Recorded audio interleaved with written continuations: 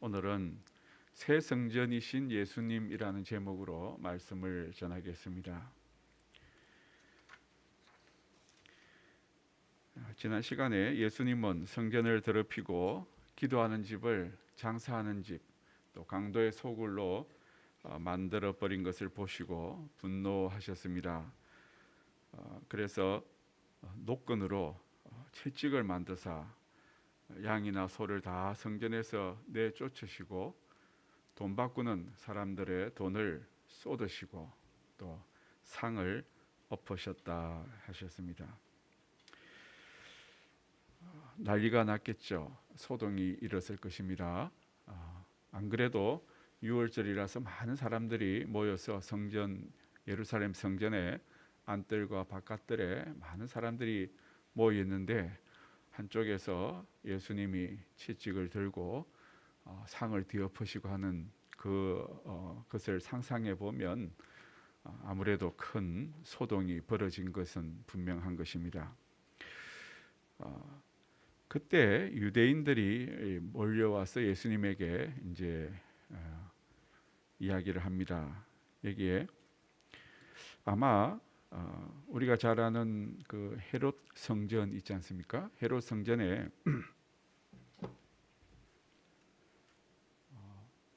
성전의 전체 모양이고 또 성전의 위에서 봤을 때 모습입니다. 이 부분에 뭐가 있느냐면 이게 이제 지성소죠, 그죠? 지성소고 이게 성소입니다. 그리고 이게 여인들의 뜰까지 해서 이게 이제 전체 성전을 이루고 성전 안을 이루고 있고, 요 바깥으로 이제 여기 이방인의 뜰이 이렇게 되어 있습니다. 그래서 아마 이쪽이나 이쪽에서 소동이 일어났으니까 사내들인 공회가 바로 저기 있어서 종교 지도자들이, 대제사장과 그 당시의 종교 지도자들, 그 사람들이 저 위에 모여 있거든요. 그러니까 소동이 일어나니까 아마 그 관리자들이 아마 그쪽에 가서 이야기했을 수도 있고, 또 관리자들이 예수님에게 몰려왔을 수 있겠습니다. 그래서 다가와서 이렇게 이야기합니다. 너가 이런 일을 행하니 무슨 표적을 우리에게 보이겠느냐. 이 말씀은 그냥 우리가 볼 때는 소동 부리지 마라 이런 말로 들리지만, 사실은 신명기에 보면 선지자들을 어떻게 판별할 것인가, 하나님이 보낸 선지자를 어떻게 판별할 것인가 하는 그 성경에서 온 유래한 말입니다.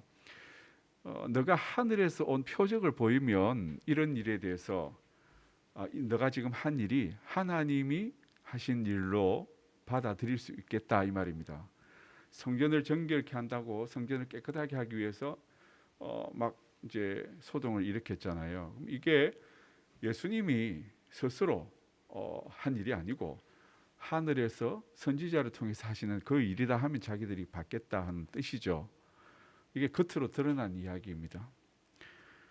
그런데 사실은 또 알고 보면 이제 그 선지자의 말, 하나님의 율법들이 점점 왜곡되어 가서 어떤 일이 있더라도 자신들의 그 권위를 지키기 위해서 잘 받아주겠습니까? 안 받아주겠습니까? 어지간한 것들을 안 받아주겠죠.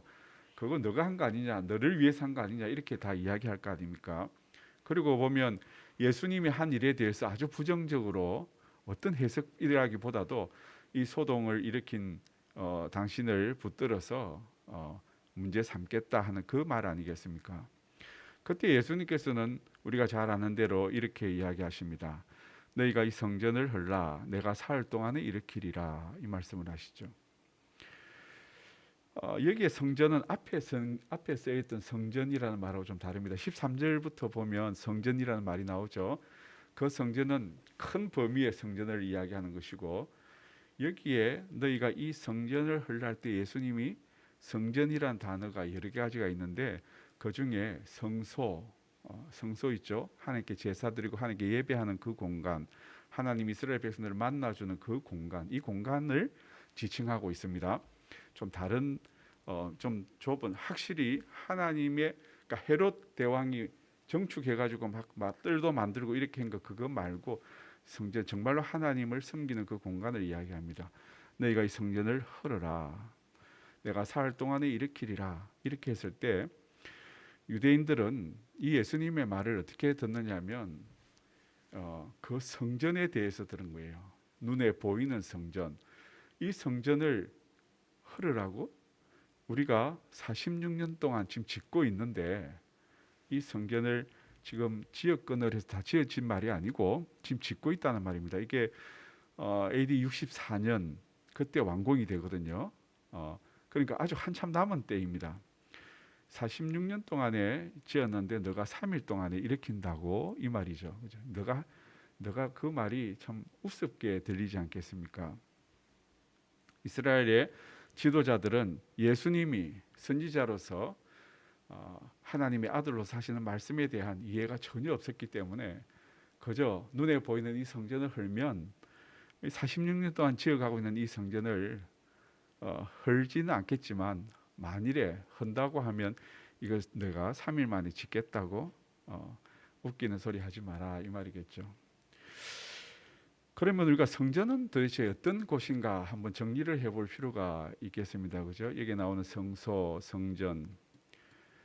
성전은 어떤 곳이냐면 하나님의 계시, 하나님이 말씀하시는 장소입니다. 성전의 전신이 성막이잖아요. 그죠? 이스라엘 백성들이 애굽에 출발했을 때 그 성막을 지으라고 하실 때가 출애굽기 25장, 26장, 27장 해서 쭉 그 성막에 대한 짓는 이야기, 또 어떤 기구들 이런 것들에 대한 이야기를 하시는데 지시를 하십니다. 그때 출애굽기 25장 22절에 보면 거기서 내가 너와 만나고 속죄소 위 곧 정극회 위에 있는 두 그룹 사이에서 뭐 하신다 그럽니까? 내가 이스라엘 자손을 위하여 내게 명령할 모든 일을 내게 이르리라 이렇게 말씀하십니다.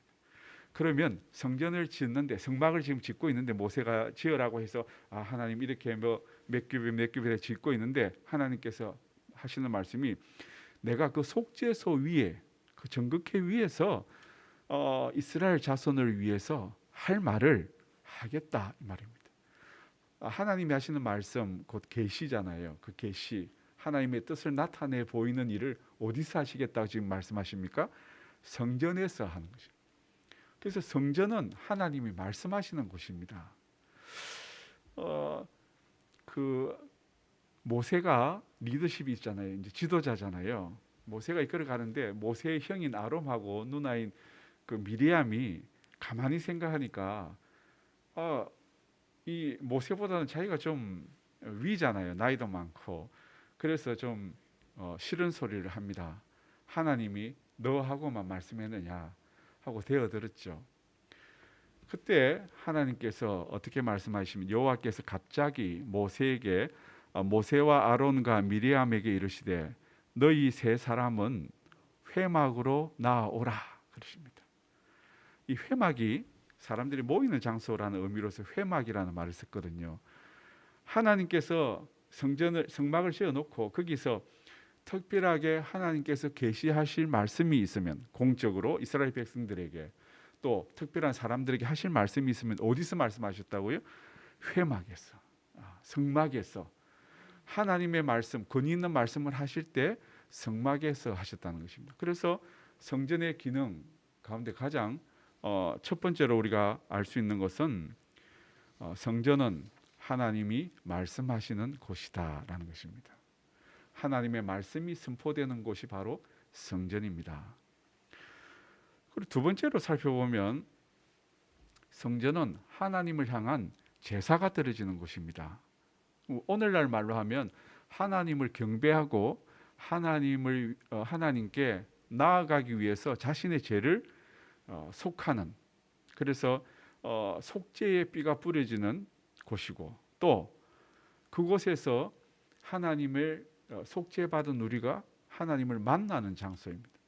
그래서 하나님을 향한 예배가 드려지는 장소가 바로 성전입니다.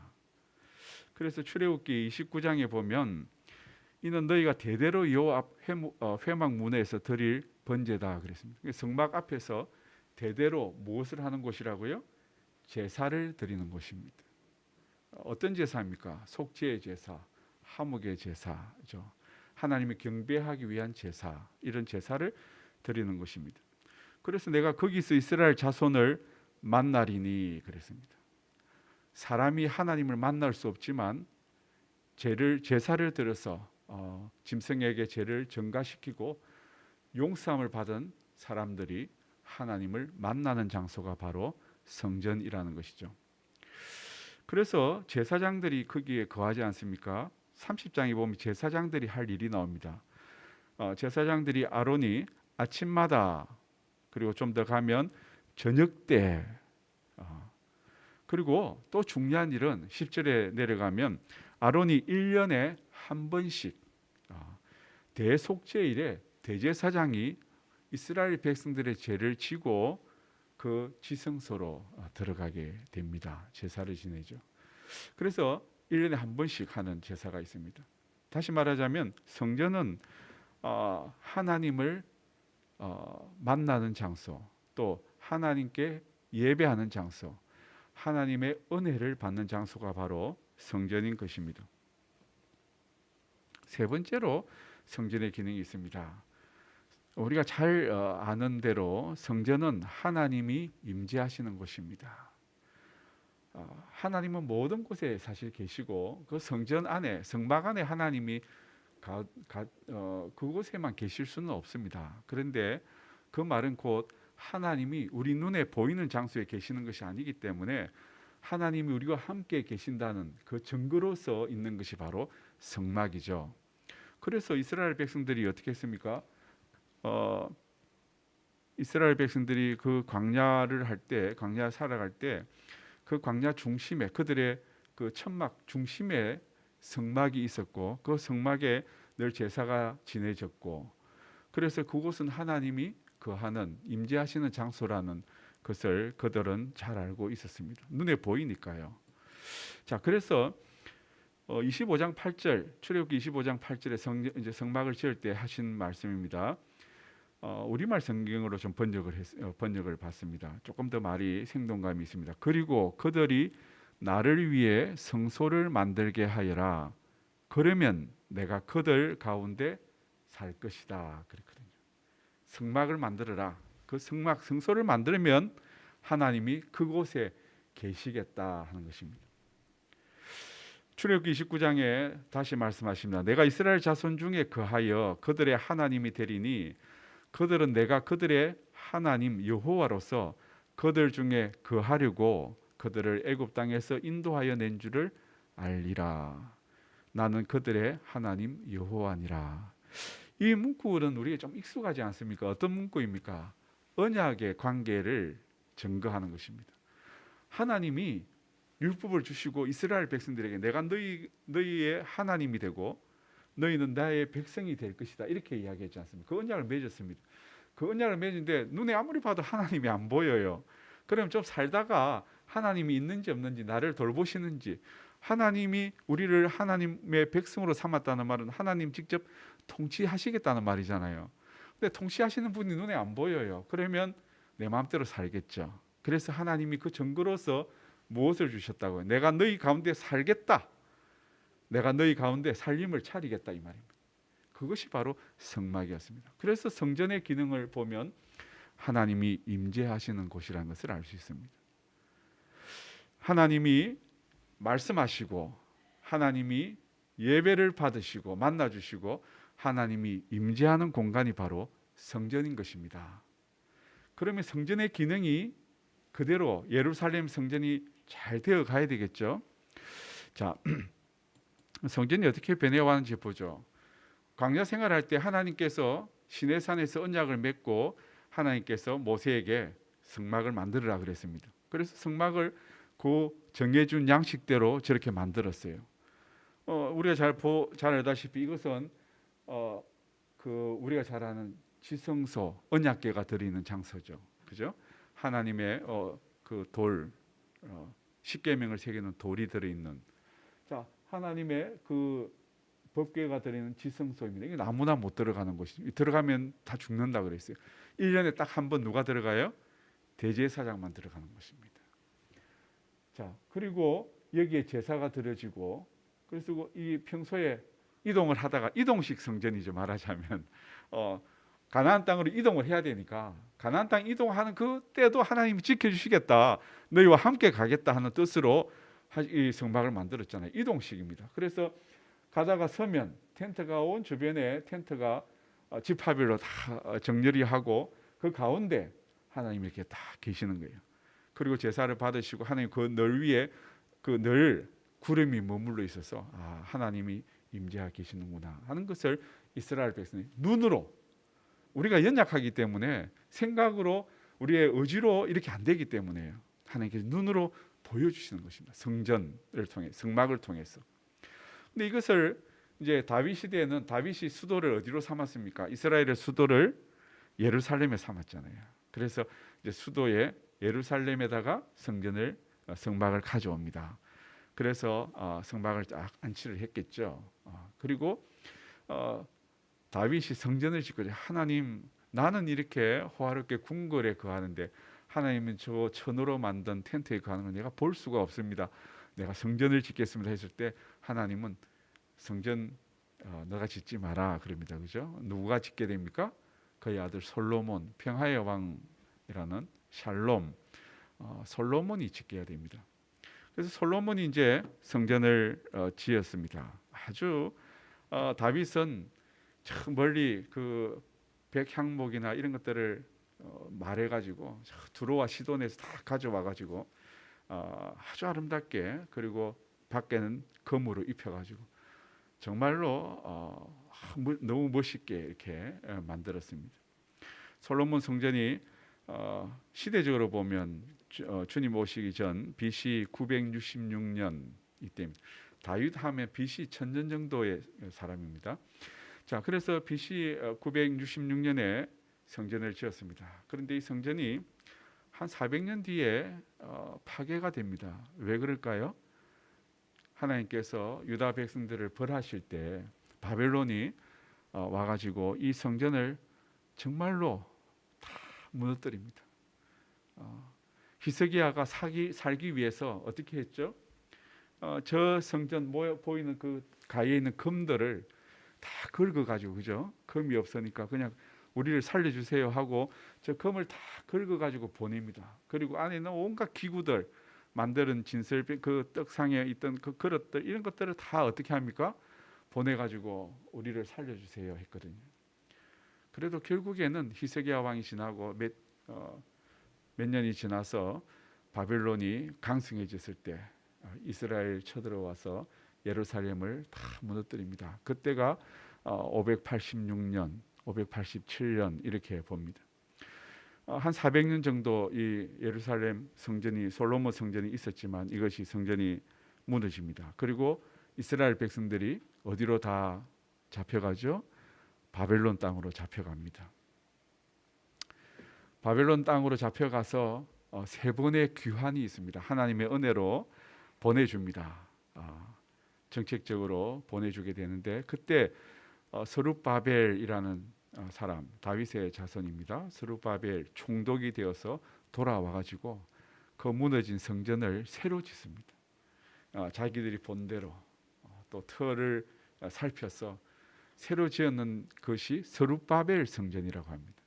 이 스룹바벨 성전은 BC 716년에 이제 짓게 되는데 옛날처럼 금이 있는 것도 아니잖아요. 금으로 표면을 칠할 수도 없습니다. 그렇지만 벽돌을 쌓아가지고 만듭니다. 스룹바벨 성전, 자신들이 제사를 드리고 늘 가져갔던 것, 그리고 하나님의 율법책을 읽고 다시금 스룹바벨 성전을 지었는데 정말 모양은 솔로몬 성전에 비하면 형편없는 너무나 좀 초라한 성전이었죠. 그 상태로 가다가 나중에 역사적으로 보면 우리 중간기 시대에 저 스룹바벨 성전도 거의 무너집니다. 로마가 점령해가지고 있을 때 폼페우스 장군에 의해서 거의 무너지게 되는데, 그 다음에 이제 헤롯이, 로마가 다스릴 때 헤롯이 왕이 되었을 때, 헤롯은 누누이 말하지만 유대 사람이 아니잖아요. 그래서 자신의 정통성을 좀 확보하고 관심을 얻기 위해서, 또 헤롯 자신이 스스로 건축광입니다. 온데 헤롯이 그 당시에 상상하지 못할 건물들을 많이 지었어요. 그럴 때 이 성전을 짓게 됩니다. BC 주님 오시기 한 20여 년 전에, BC 19년, 그때 헤롯 성전을 짓습니다. 이 중심에 있는 이것은 그 스룹바벨이 만들어 놓은 성전을 정축하는 거죠. 새로 지으면 정통성이 없잖아요. 그래서 그곳을 입힙니다. 그리고 주변에 이런 부분들을 보강하고 뜰을 담을 치고, 그리고 넓게 아주 넓은 땅을, 이방인의 땅을 만들어갑니다. 이것이 가만히 보면 헤롯은 자신의 영화를 위해서 했지만 하나님께서는 그 성전에 뜰이 생길 것, 또 그 성전의 뜰을 통해서 어떤 일을 하실 것인가, 이것들을 성경을 통해서, 선지자를 통해서 다 말씀하셨거든요. 그래서 그 성전에 관한 이야기에 보면 메시아가 와서 성전을 깨끗하게 하고 성전을 새롭게 할 것이다라는 것이 유대인들 전성 속에 계속 남아 있었던 거예요. 그 선지자의 말씀들을 결국 이루어 가시는 분이 바로 예수님이십니다. 그것을 적어도 예수님을 메시아로 보았다면 아까 한 말을 그렇게 그냥 단순히 지금 지어진 저 성전 46년 동안 짓고 있고 지은 이 성전을, 그래 너가 3일 만에 짓는다고 하는 정도로 눈에 보이는 대로 해석은 하지 않았을 거예요. 그런데 예수님에 대해서 반감을 가지고 저 갈릴리에서 온 저 사람이 누구냐, 사람들을 선동하고 하는 것을 보면서 예수님을 이제 어떻게 하면 잡을까, 또 어떻게 하면 저 예수님이 저렇게 못하게, 활동을 못하게 만들까 하는 것에 사로잡혀 있었기 때문에 그랬습니다. 이 헤롯 성전에 대해서 정말로 우리가 생각할 때 그냥 지금 이 모양이 없으니까, 그죠? 통곡의 병 이것만 남아 있잖아요. 근데 통곡의 벽도 실제로 저 성전의 어떤 서쪽 지역의 서쪽을 향한 그 울타리라고 보고 있긴 한데 그것만 남았다 그러는데 그게 맞는지 안 맞는지 사실 몰라요. 주님이 하신 말씀을 생각해 보면 예수님께서 성전을 드나들지 않습니까? 그때 제자들이 함께 예루살렘 성전을 지나다가 이제 나오고 있는데 제자들 간 한 사람이 이렇게 이야기합니다. 선생님, 저것 좀 보십시오. 저 큰 돌하며 웅장한 건물 좀 보십시오 하고, 그 아마 그 천정이 황금으로 다 해놨기 때문에요. 햇빛이 있으면 아주 빛이 반사돼 가지고 멋있게 보입니다. 그렇지 않겠습니까, 그죠? 그걸 보면서 아마 제자가 감탄을 하면서 선생님, 저 성전 얼마나 아름답습니까? 이렇게 했던 것 같아요. 실제로 헤롯 성전을 짓기 위해서 사용된 그 돌 크기나 이런 것을 보면 그 당시에 건축물로서는 상상도 할 수 없는 것이라 합니다. 대리석의 높이가 평균 90에서 120cm 정도 되고요. 또 어떤 것은 돌 하나 길이가 12m랍니다. 100톤이 넘는 그런 아주 큰 돌을 캐다가 거기다가 멋지게 만들었죠. 그 지붕은 황금판을 뒤엎어서 아침부터 저녁까지 햇빛에 반사됨으로써 성전이 하루 종일 휘황찬란하게 빛나고 있는, 성전산이 좀 높은 곳에 있거든요. 높은 위치에 있습니다. 그러니까 예루살렘 주변에 사는 사람들이 그걸 보면 다 보입니다. 그래서 유대 랍비들이 이렇게 이야기했답니다. 이 성전을 보지 못한 자는 아름다움이 무엇인지 알지 못한다. 그렇게 말할 정도로 세상에 아름답다 하는 게 뭐냐, 이걸 알려고 하면 예루살렘 성전을 한번 봐라. 예루살렘 성전을 한번 보고 아름다움을 이야기해라 할 정도로 성전의 모양이 정말 휘황찬란하고 멋있었습니다. 근데 그렇게 이야기한 그 제자에게 예수님이 뭐라고 이야기했습니까? 마가복음 13장 2절에 보면 이렇습니다. 이 훌륭한 건물들을 보느냐, 여기 있는 돌 하나라도 그냥 쌓여있지 않고 하나같이 모두 무너질 것이다 그랬습니다. 주님은 이미 그 성전이 장사하는 집으로 변했고 또 종교 지도자들이 제대로 예배 드리지 않는 그 성전의 모습을 안타깝게 여기셨다는 것을 알 수가 있고 이미 주님은 그 성전이 무너질 것이라는 것을 알고 계셨습니다. 주후 70년 되었을 때 로마의 그 성전이 사실은 한쪽에서 자꾸 민족 운동 같은 거 있잖아요. 우리로 치면 독립군들 이 사람들이 그곳에서 활동하고 또 반역하는 사람들이 로마에 대해서 반항하는 사람들이 그쪽에서 자주 모이고 왜냐하면 성전에는 함부로 못 들어가니까 그런 일들이 자꾸 일어나니까 아마 굉장히 싫어했겠죠 로마가. 그래서 로마가 예루살렘 반란이 일어났을 때 그것을 다 부숴버립니다. 예루살렘을 다 부수면서 성전도 예수님 말씀하신 대로 돌 하나 위에 돌 하나도 쌓이지 않게 다 무너져 버리게 됩니다. 그래서 역사적으로 볼 때는 참 아쉽구나 할 정도로 그게 좀 남아 있었으면 좋았을 텐데 할 정도였지만 주님 말씀대로 그 모양의 근거, 성전의 근거는 하나도 없이 다 무너지고 말았습니다. 남아 있지 않습니다. 그러면 성전은 어떻게 되었을까요? 오늘 예수님이 하신 말씀, 예수님은 너희가 이 성전을 헐라 내가 사흘 동안에 일으키리라 하신 이 말씀은 나중에 제자들이 알게 됩니다. 예수는 성전된 자기 육체를 가리켜 하신 말씀이다. 그래서 예수님이 성전을 헐으라 했을 때 이 성전, 그 눈에 보이는 지금 짓고 있는 아직 46년 동안 지어가지고 아주 휘황찬란한 그 성전을 헐으라는 말이 아니고 자기 육신된 성전, 이제 새로 오는 성전, 저 눈에 보이는 성전이 무너지고 다시 메시아가 와서 성전을 세울 것이라 했을 때 그 성전인 자신의 몸을 가리켜 하신 말씀입니다. 그리고 자신의 몸이 회파되고 무너지고 죽었을 때 사흘 만에 다시 살아날 것이다. 성전이 다시 세워질 것이다 라는 의미입니다. 그래서 죽은 자 가운데서 살아나신 후에야 제자들이 이 말씀하신 것을 기억하고 성경과 예수께서 하신 말씀을 믿었더라 그랬습니다. 아마 예수님의 죽음과 예수님의 부활이 있고 나서 나중에 예수님께서 성령을 보내주시지 않습니까? 요한복음 14장 26절에 보면 보혜사 곧 아버지께서 내 이름으로 보내실 성령 그가 너희에게 모든 것을 가르치고 내가 너희에게 말한 모든 것을 생각나게 하시리라 그랬습니다. 제자들은 아무것도 알 수 없었지만 나중에 예수님의 몸이 죽어지고 부수어지고 그래서 사흘 만에 다시 살아나셔서 성전, 그래서 바로 예수님이 성전이 되었구나 하는 것입니다. 눈에 보이는 성전, 아무리 휘황찬란하고 그 전통을 이어가던 그 성전은 이제 메시아가 오심으로써 무너졌다는 것입니다. 그럼 진짜 성전의 역할을 하시는가 하는 것을 살펴봐야 되잖아요. 그래서 예수님이 정말로 성전이시다 하는 것을 요한은 증거합니다. 예수님이 성전의 증거.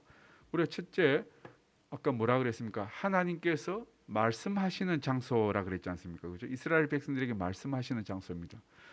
하나님은 예수님 안에서 말씀하시고 예수님을 통해서 하나님의 뜻을 밝히십니다. 요한복음 17장 8절 예수님이 나사렛 게세마네 동산에서 기도하실 때 하신 기도입니다. 대제사장 기도하실 때 나는 아버지께서 내게 주신 말씀들을 그들에게 주었사오며 그들은 이것을 받고 내가 아버지께로부터 나온 줄을 참으로 아오며 아버지께서 나를 보내신 줄도 믿었사옵나이다. 이렇게 기도합니다. 하나님이 예수 그리스도를 통해서 우리에게 하시는 말씀, 그것들을 제자들에게 어떻게 했다고요? 말씀하셨다는 것입니다. 하나님의 뜻을 그대로 말씀하신 것입니다. 다시 말하자면 하나님이 예수 그리스도를 통해서 성전을 통해서 하시는 말씀을 이제 예수 그리스도 독생하신 아들을 통해서 말씀하시는 것입니다. 그래서 요한복음 처음에 서두에 시작할 때 뭐라고 그랬습니까? 말씀이 육신이 되어 우리 가운데 거하셨다. 우리 가운데 성막처럼 텐트를 치셨다. 그렇게 말씀하셨습니다. 두 번째로 예배가 드려지는 장소였습니다. 제사가 성전에서 드려졌습니다. 그런데 이제 예배가 성전에서 드려지는 예배가 아니라 어디를 통해서 예수 그리스도를 통해서 드려지는 예배가 참된 예배라고 말씀하십니다. 예수님께서 사마리아 여인을 만나서 사마리아 여인이 묻습니다. 우리가 그리심산에서 예배해야 되는데 진짜 어디서 예배해야 됩니까? 어떻게 참된 예배를 드릴 수 있습니까? 했을 때 예수님이 요한복음 4장 23절에서 이렇게 말씀하십니다.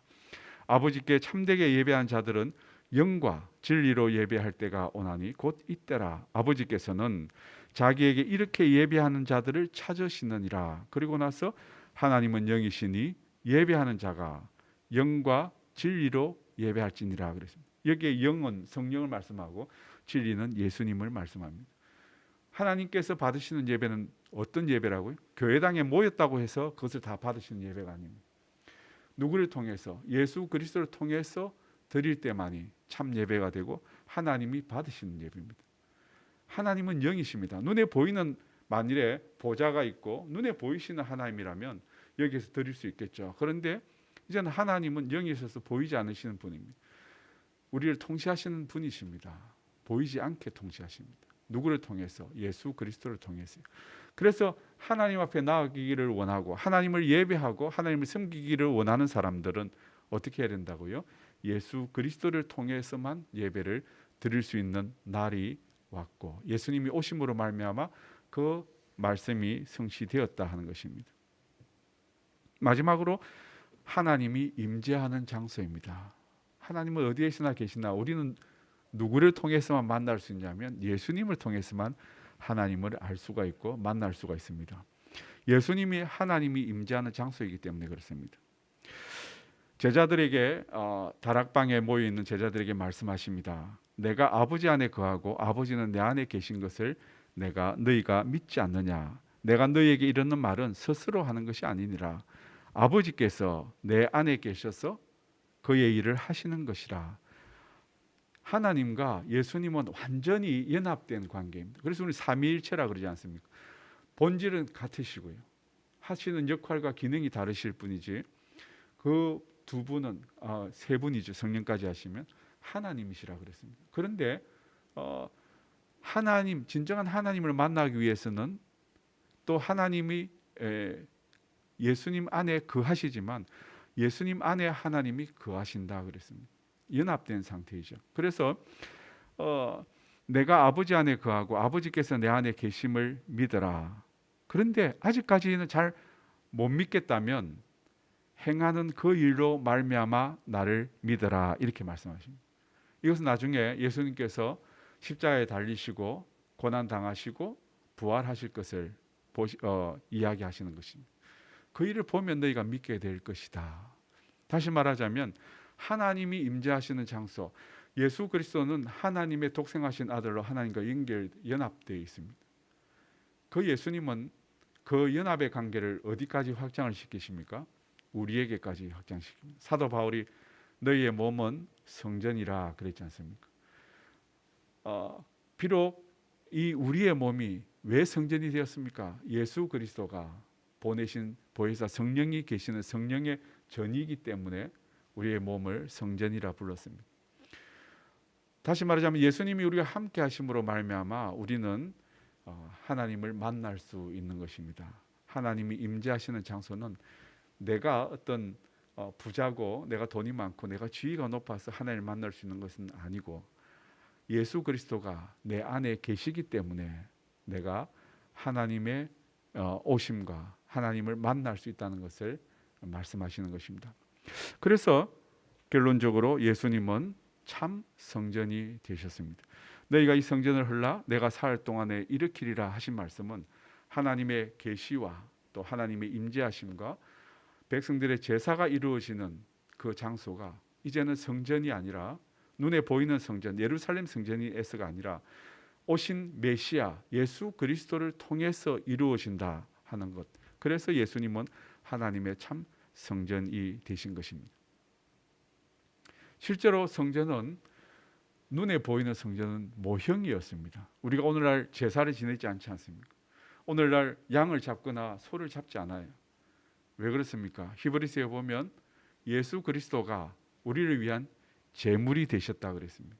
옛날에 백성들은 하나님께 나아가기 위해서는 짐승을 가지고 나가요. 짐승을 데려가서 그곳에 안수를 하면서 자신의 죄를 증가시켜서 짐승이 죽임을 당하고 자기가 하나님을 만날 수 있었습니다. 근데 그 짐승 대신에 예수 그리스도가 단번에 제물이 되심으로 우리는 하나님을 만날 수 있게 된 것이고, 지성소, 아까 있던 그 성소, 하나님 계시는, 하나님이 임재하시는 그 두 그룹 사이에 그 하나님의 보좌가 있었는데, 그곳에 들어가는 것은 누가 들어갈 수, 아무나 들어갈 수 있는 건 꼭 대제사장만 들어갈 수 있었습니다.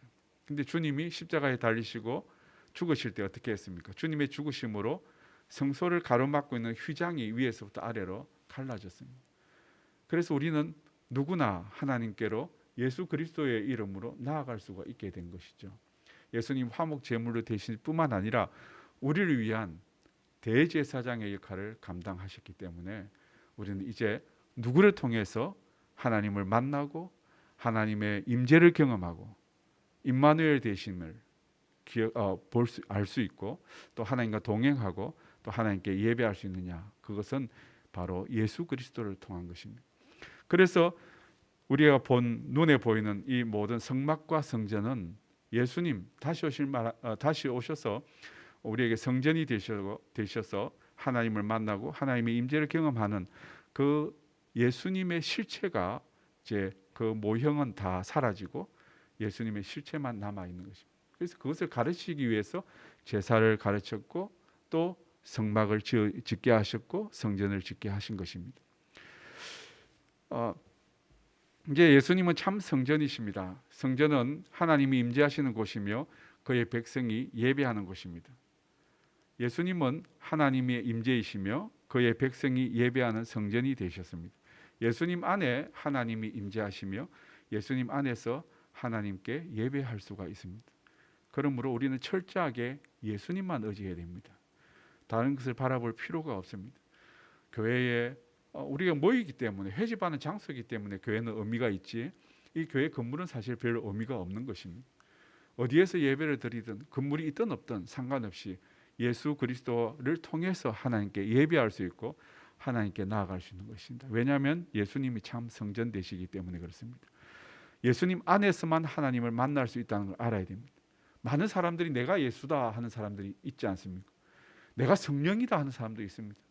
그것을 통해서는 예수님을 만날 수가 없습니다. 오로지 성경을 통해서 우리에게 말씀하신 십자가에 달려 돌아가시고 또 사흘 만에 부활하시고 성천하시고 다시 오실 그 예수님만을 우리는 의지해야 되고, 예수님을 통해서만 하나님을 만날 수 있고, 우리의 기도는 예수 그리스도의 이름으로 통해서 하나님께 상달될 수 있다는 것을 기억해야 합니다.